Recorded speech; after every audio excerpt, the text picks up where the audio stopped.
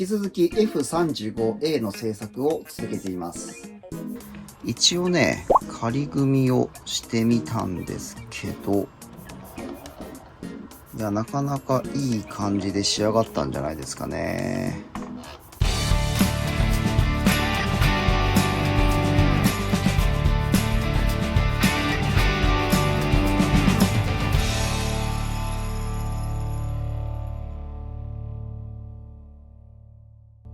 いよいよね、キャノピーの方の制作に取り掛かりたいんですが、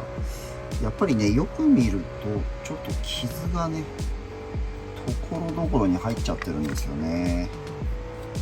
ちょっとね、簡単に今ホコリを落としてみますけど、もうこの時点でこの辺とかね、線傷が結構入ってます。あとは表面だとこの辺がやっぱ一番ひどいのかな。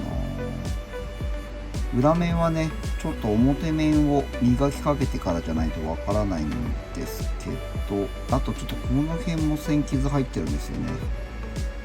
なのでとりあえずね、全体的にこの表面を磨きをかけて、で裏面にね、傷が入ってるかどうかを確認していきたいと思います。まずはね、1000番のスポンジヤスリでこの、水に濡らしながら表面をね削っていくんですけど、ただね、ここにこのキャノピーのねモールドが入ってるんですよ。でこれ実際ね、資料を確認したらね、やっぱり入ってるんですよね、ここにモールドが。なのでこれをね落とさないように処理していきたいんですが、あんまりねがっつりやっちゃうとこれが消えちゃうので、ほんと軽くですね、軽くかけていきます。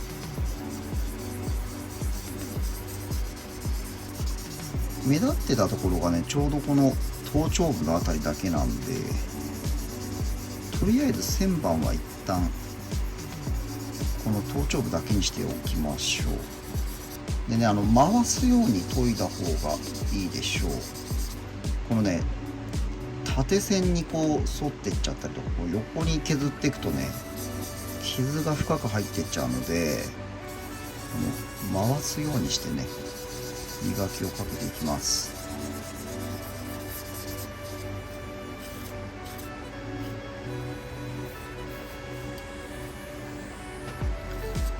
だいぶ曇りがかっちゃいましたけど、後でね番手を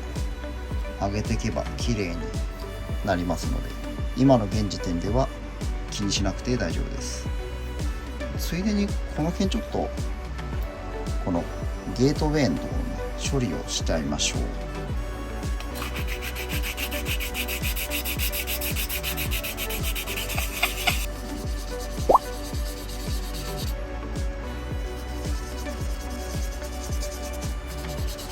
これ思ったんですけど、このモールドは裏側に入ってるモールドですね。表側には入ってないので、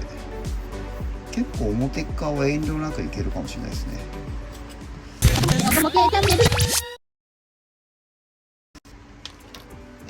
コンパウンドで磨きをかけていくんですけど、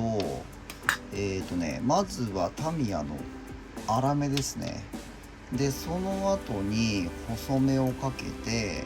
で仕上げ目をかけた後にこの長谷川のねセラミックコンパウンドで仕上げていきます。でね、この際にルーターを使うんですが、ビットがね、こちらのね磨き用のこのバフがついてるビットを使っていきます。で、私の使っているこのルーターがね、ちょっと速度調整ができないので、このねベッドに抵抗器がついてるタイプの機械を使って、まずは最小ですね、こちらでスタートします。ちちょっと私ね、磨き粉がついてね、手がガサガサになるのが嫌なんで、一応ねグローブをつけてやります。じゃあまずは、粗めから行っていきましょう。まあ磨くところ全体的にねこうつけておいて、まずはねギュッと押し付けないで、ほんとね触れるか触れないかぐらいの力具合で表面に磨きをかけていきます。結構ね軽くやるだけでもねかなり磨きかかってるので、そんなギューってやんなくて大丈夫ですね。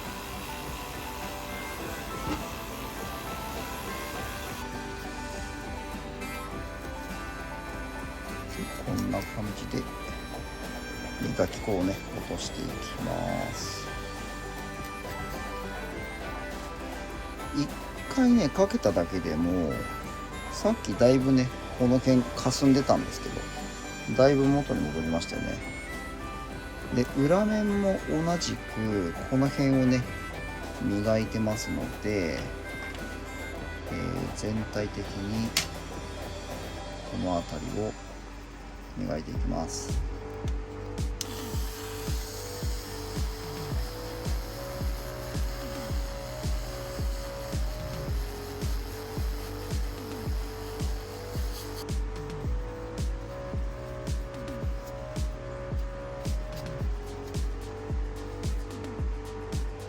1回ぐらいいきますね。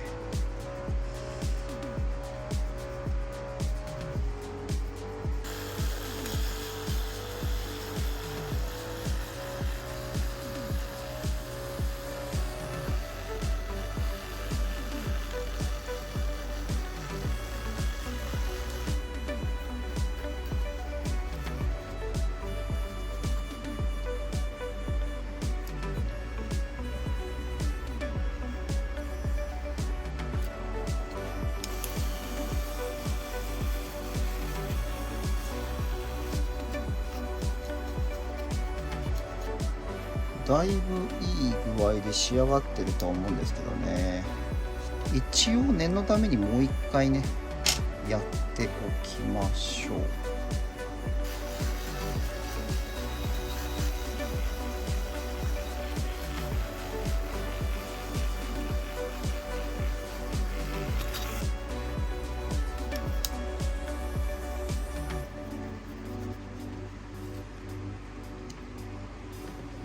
はい、だいぶ綺麗になってきましたね。でこれね磨き粉でちょっと見づらい場合は直接ね、こんな感じで水でね洗い流しちゃった方が、よりねどんだけ変わったのかの効果がわかると思います。こんな感じでねちょっと水で洗い流していきます。結構このモールドの隙間とかに磨き粉が入っちゃってるので、こういうところもね洗い流してあげましょう。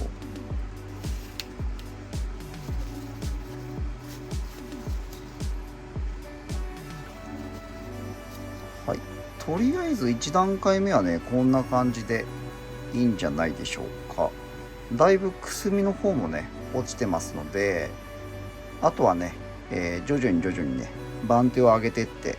この光沢感を出していきます。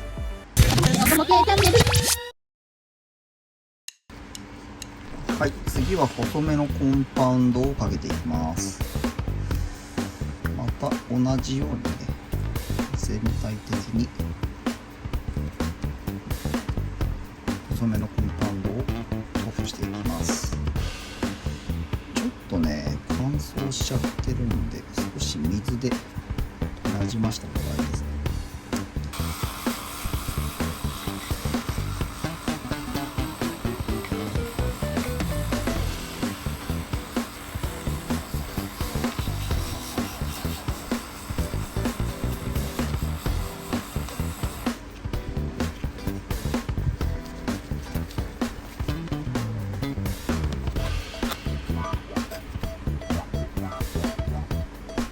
じゃあ2回目ですね。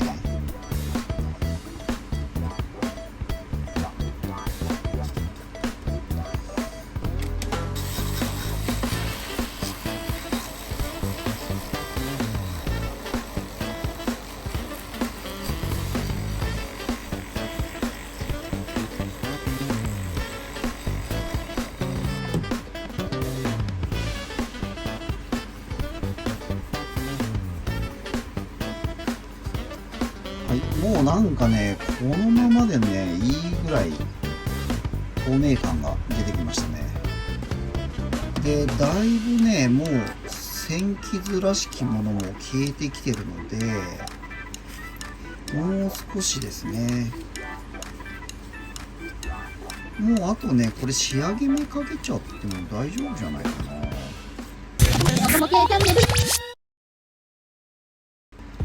はい、じゃあ次ね、コンパウンドの仕上げ目ですね。下地の段階で結構ね、傷がちゃんと取れてないと、このね、仕上げ目やった時はもう全然傷取れなくなっちゃうので、ちゃんとね、一つ一つの工程は確実に行った方がいいと思います。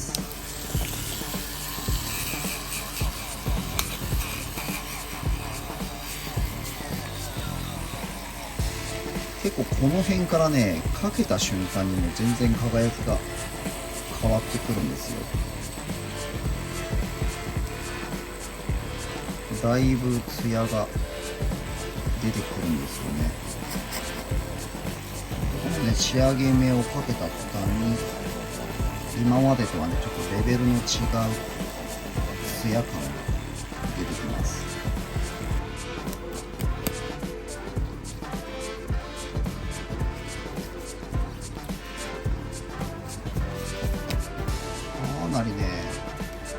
かなり良くなりましたね。ちょっとね、一旦こ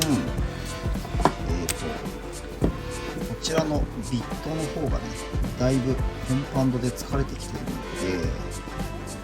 一旦ね、水洗いをしてコンパウンドを落としていきます。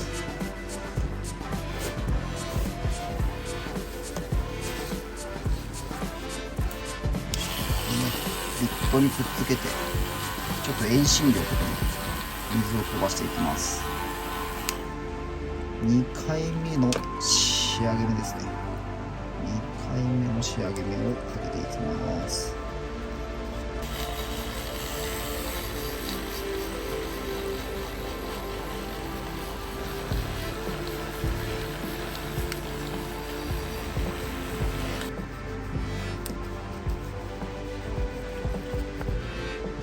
だいぶ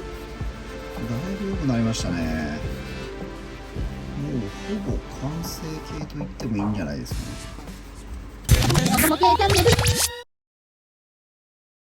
最後にね、このセラミックコンパウンドをね、かけるかかけないかがね、結構大きい差が出てくるんです。で、このね、セラミックコンパウンド結構粘度がね、低いので、こういうね、スポンジかなんかに取っといて、こうやってね、流動性が結構あるんですよね。で、表面にね、こうやってまんべんなく叩きつけるようにして塗布していきます。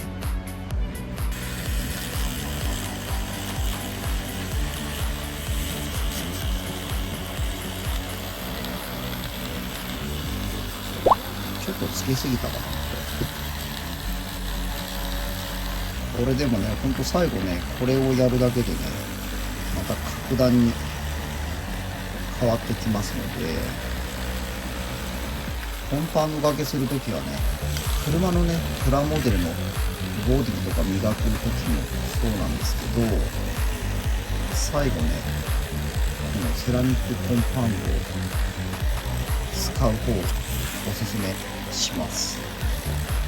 全然見栄えが変わってくるんで。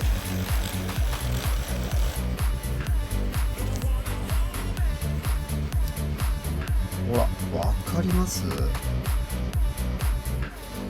全然ね変わってくるんですよね。これかけるとねすんごい良くなるんですよ。ただねこれも結局大きい傷がちゃんと取れていないと意味がないので、やっぱりね粗めから順番にちゃんと傷を取ってってから最後の仕上げでやってください。もうこれ最後ぐらいでいいんじゃないかな。なんかこれ以上かけていってもなんかあんま意味がないような気がする。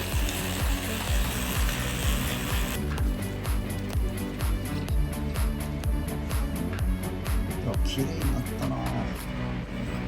綺麗になりましたね。一旦水かけて洗いましょう。